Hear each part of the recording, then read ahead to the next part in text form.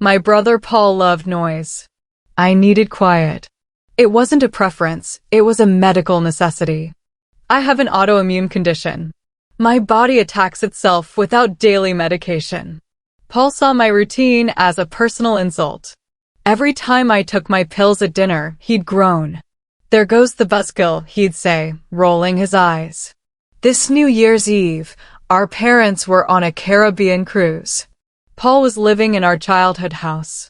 He decided to throw a huge party. He promised me the chaos would stay downstairs. I agreed to stay in my old room upstairs. I just had to survive one loud night. On the afternoon of the party, I prepared. I carefully filled my weekly pill organizer. Each little box held the pills that kept me healthy.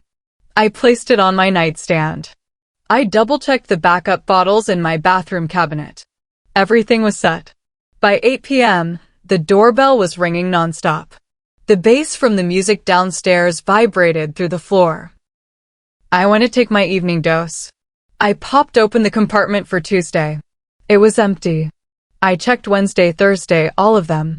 Every single compartment was completely bare. My heart began to hammer against my ribs. I rushed to the bathroom. I yanked open the cabinet. The shelves were empty. My backup bottles were gone. Panic, cold and sharp, shot through me. I could hear Paul's loud laugh from the foyer below. I walked to the top of the stairs. I saw him holding a red cup, surrounded by his friends. "Mission accomplished," he was saying, his voice slurred. "Hid my sister's safety blankets. No more Buzzkill tonight." His friends cheered. He thought it was a hilarious prank. My hands started to shake. By 10 p.m., I knew I was in serious trouble. The early warning signs began. A dizzy, floating feeling filled my head. A fine tremor started in my fingers. I texted Paul. "I need my medication now. This is not a joke." He texted back a minute later. "Chill out. Have a drink. Live a little." He didn't understand. He never tried to. My words began to feel thick in my mouth. I called my best friend, Sophia. "Soph," I mumbled, my speech already slurring. "I need to go to the ER." Paul hid my meds. She said she was leaving immediately. Sophia picked me up from the side door 10 minutes later. I was shivering, though I wasn't cold. She drove straight to the city hospital's emergency room. The waiting area was packed with people. Some looked sick, some were injured, all looked tired. I felt utterly alone and terrified. When a nurse finally called my name, my legs felt weak. She helped me to a bed in a busy hallway, just a curtain for privacy. She said a doctor would be right in. I closed my eyes, praying the treatment would work in time. The curtain rustled aside. A doctor in blue scrubs stepped in. She had a stethoscope around her neck and kind, tired eyes. She looked at her clipboard, then at me. Her professional focus suddenly shifted. Her eyes widened in surprise. "Audrey," she said, her voice familiar. I blinked, my vision slightly blurry. "Natalie," I whispered. It was our cousin. We hadn't seen each other in almost 10 years. Paul had told me she moved across the country after a huge fight with the family. Cousin Natalie instantly became Dr. Williams again. She asked me rapid, precise questions. What was my condition? What medication was I missing? When was my last dose? I told her everything. About the party, the empty pill box, Paul's bragging. Her expression turned hard and serious. She called a nurse and ordered immediate blood tests and in-for treatment. "You did exactly the right thing coming in," she said, placing a gentle hand on my arm.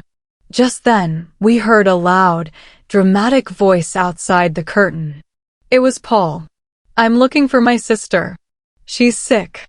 She's fragile." He was putting on a show, pretending to be the worried big brother. Natalie's eyes met mine. She gave me a sharp, knowing look, then stepped through the curtain. I heard Paul's voice stop dead. Then I heard Natalie's voice, cold and clear as ice. Paul, what a surprise to see you here. The silence that followed was thick and heavy. I held my breath. Natalie came back a few minutes later. The 4 medication was starting to work, clearing the fog in my head. He's in the waiting room, she said, her voice tight with anger.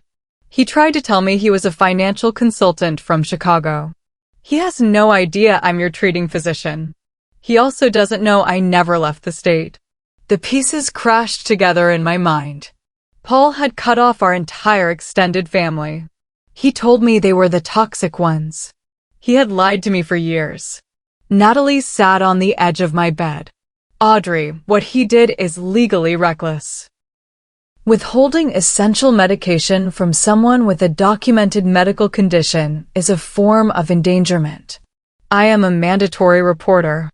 I have to file this. I felt a wave of exhaustion. I just want to go home, I whispered. You will, she said firmly. But not to that house tonight. She picked up a phone on the wall. I heard her use terms like vulnerable adult and willful neglect. This was now an official matter. I was discharged just after midnight. Happy New Year. Sophia drove me to her apartment. Natalie gave me a small bag of sample medication to last the week. She also wrote her personal number on a card. The report will trigger a visit from Adult Protective Services, she explained. They'll interview you and him separately. It's standard procedure. Paul, clueless, had texted me, "You okay?" Drama queen. Pills are on the kitchen counter now. He still thought it was all a big overreaction. 2 days later, a woman with a serious demeanor and a state ID badge visited me at Sophia's. She was from the Department of Health and Human Services. She asked detailed, careful questions. I showed her my empty pill organizer. I showed her the texts from Paul. She took thorough notes. She said they would be interviewing Paul at the house. Later, Natalie told me that when the investigator arrived, Paul was hungover and rude. He called it a stupid family misunderstanding. The investigator was not convinced. The evidence was clear. A formal finding of willful endangerment of a vulnerable adult was entered into the state registry. Paul shrugged it off when I saw him. You overreacted and made me look bad, he snapped. He didn't understand. This wasn't a scolding. It was a legal record. Meanwhile, Natalie called our aunt and uncle, her parents. They were overjoyed to hear from me. They confirmed Paul had borrowed thousands from them, never repaid it, and disappeared after spreading nasty lies. I could not go back to live with Paul. I worked as a bookkeeper for a property management company. My boss, Barbara, was very kind. I told her I had a family emergency. I used my savings to put a deposit on a tiny, quiet studio apartment on the other side of the city. The first night I slept there, the silence was beautiful. No one could hide my medicine here. This was my safe space. A week into January, Paul called me. His tone was strange, not angry, but nervous. Hey, so my job at the bank is doing its annual background check renewal. They're asking if I've ever been investigated for anything. What should I say? My stomach dropped. Paul was a loan officer. A finding of endangerment on his record would be a massive red flag in the financial world. I took a deep breath.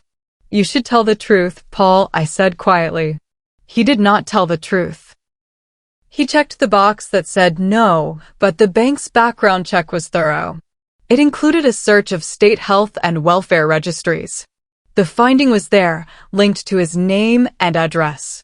His HR manager called him into a meeting. They gave him a chance to explain the discrepancy.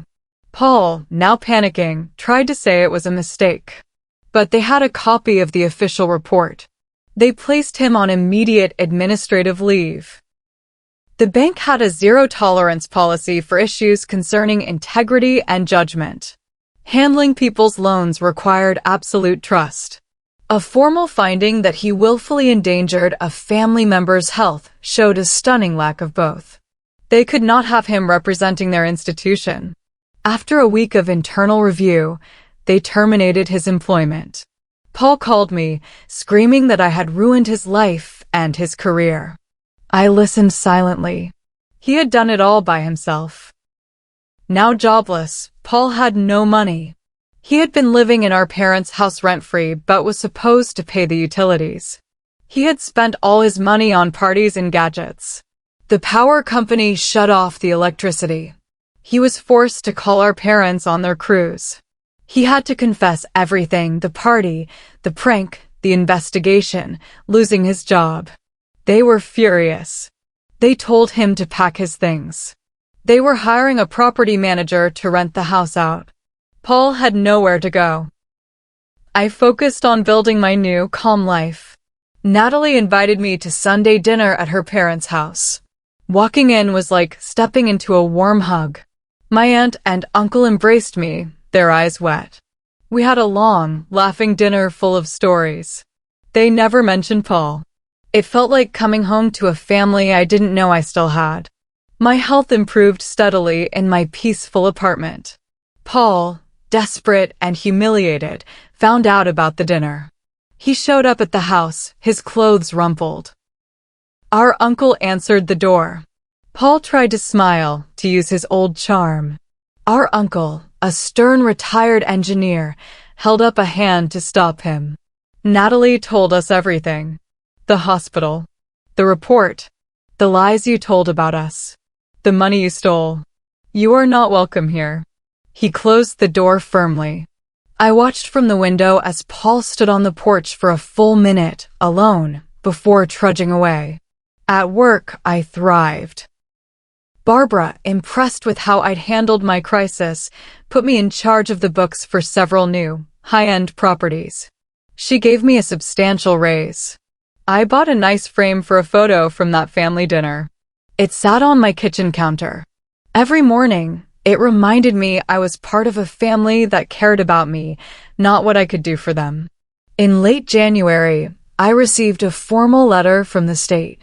The investigation was closed. The finding of endangerment would remain on the registry. For me, it was the end of a nightmare. For Paul, it was a permanent stain. He applied for jobs at warehouses and big box stores. Many of them ran background checks that found the report. He couldn't get hired. He bounced between the couches of friends who were quickly growing tired of him. The final, perfect twist came in the spring. Paul's former bank was the lead sponsor for the annual Community Commitment Charity Gala. The CEO always spoke about ethics. This year, the gala committee wanted to honor a local healthcare hero. They asked the hospital for a recommendation. The hospital administration recommended Dr. Natalie Williams for her exceptional patient care and community advocacy. Natalie invited me as her guest to the black tie event. We sat at a prime table. At the very next table sat Paul's former bank manager, the one who had fired him. Natalie gave a graceful speech about compassion and duty. Afterward, the bank CEO came to our table to thank her. He then turned to me. "And you must be the remarkable cousin she told us about. She mentioned your courage on New Year's Eve." He meant it as a kindness. Paul's old manager heard every word. I saw his face change from polite interest to stunned, slow-motion horror as he finally connected the dots. I learned later that the manager was deeply ashamed. The story of the Buzzkill sister had been whispered gossip at the bank after Paul was fired. Now he knew that sister was the cousin of the doctor his bank was publicly celebrating. The irony was absolute. Any last shred of pity for Paul and his old professional circle evaporated. My life continued on, steady and bright. Paul's life, built on lies and carelessness, lay in ruins. He wanted me to stop being a buzzkill. So I did. I became quiet, and in my quietness, the truth he had buried for years rose up and spoke for me with a voice louder than any party.